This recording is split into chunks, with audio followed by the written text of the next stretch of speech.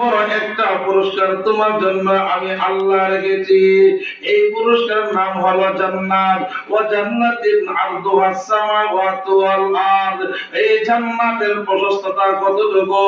আল্লাহ বলেন, সাত আসমান, সাত জমিন চাইতে এর চাইতে আরো বেশি জান্নাতের প্রশস্ততা। সুবহানাল্লাহ। এই জান্নাতে আমরা যেতে চাই কিনা?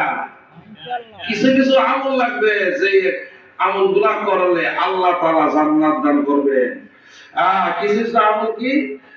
নবীজি মেরাজে গেলেন, যায়া দেখেন হযরত বেলালের কদমের আওয়াজ শোনা যায়। হ্যাঁ, নবীজি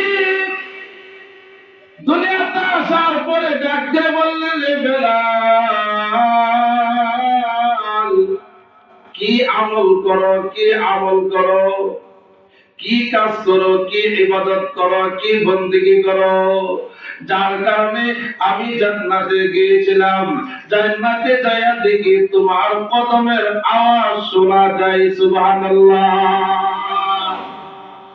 হযরত বেলাল বলেছেন, ইয়া রাসূলুল্লাহ, ইয়া হাবিবাল্লাহ, আমি তো কোনো আমল করতে পারি না, আমার কোনো আমল নাই, ইলম নাই, না তোমার কোনো আমল ইবাদত বন্দেগী এমন আমল করেছো যে আমলটা আল্লাহর দরবারে কবুল হয়ে গেছে। সুবহানাল্লাহ। হযরত বেলাল ডাক দিয়ে বললেন, ইয়া রাসূলুল্লাহ, ইয়া হাবিবাল্লাহ, বড় কোনো আমল করতে পারি না, বেশি কোনো ইবাদত করতে পারি না, আমার জানা মতে দুইটা আমল ইস্তেকামতের সহিত সব সময় আমি করে থাকি। নবীজি বললেন, রে বেলাল, ওই আমলটা কি বলো? ইয়া রাসূলুল্লাহ, ইয়া হাবিবাল্লাহ, আমি দুনিয়াতে থাকা অবস্থায় যতক্ষণ আমি থাকি ততক্ষণ আমি ওযুর সহিত থাকতে থাকি। সুবহানাল্লাহ। আমি নামাজে থাকি না, ওযু ছাড়া থাকি না। আমাদের কি? আমাদের হলো আমরা নামাজই করি না। ঠিক কিনা বলেন? এক নাম্বার আমল কি? জান্নাতে যাইতে হলে সর্বদাই ওযু থাকতে হবে। যে ব্যক্তির ওযু থাকবে সর্বদাই, সে কখনো নামাজ ছাড়বে না। ছাড়বে? এক নাম্বার কাজ হলো সর্বদাই পবিত্র থাকবো, সর্বদাই ওযু অবস্থায় থাকবো, মরলে শহীদ হব। মরলে শহীদ নেই, মরলে শহীদ, বাঁচলে গাজী। যে ব্যক্তি পবিত্র অবস্থায় সর্বদাই থাকবে, তার ইবাদত বন্দেগী আল্লাহর দরবারে কবুল হয়ে যাবে। জান্নাতে যাওয়ার এক নাম্বার আলামত। এ বেলাল, আর কি আমল করো? ইয়া রাসূলুল্লাহ, ইয়া হাবিবাল্লাহ, আমি যখন মসজিদে ঢুকি, মসজিদে ঢোকার সঙ্গে সঙ্গে 2 রাকাত তাহিয়াতুল ওযু নামাজ আদায় করি। সুবহানাল্লাহ।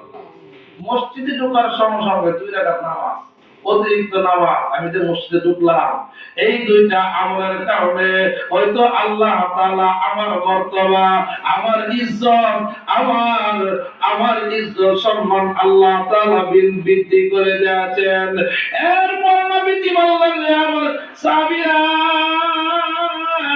এই দুইটা আমল তোমরা কখনো ছাড়বে না, যে দুইটা আমলের কারণে আল্লাহ তাআলা বেলালকে কবুল করে নিয়েছে। সুবহানাল্লাহ।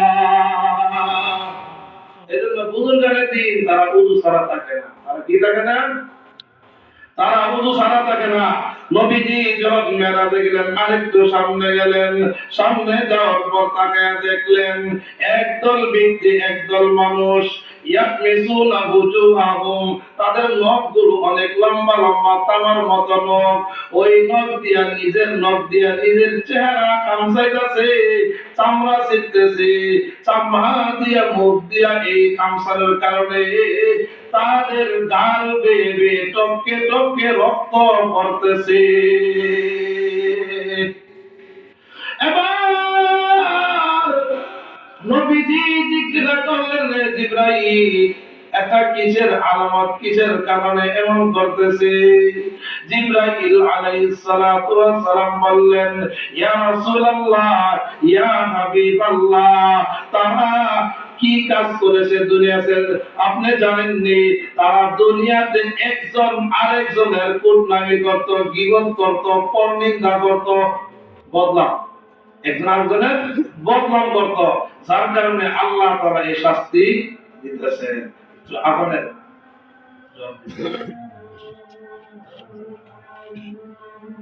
আল্লাহু আকবার।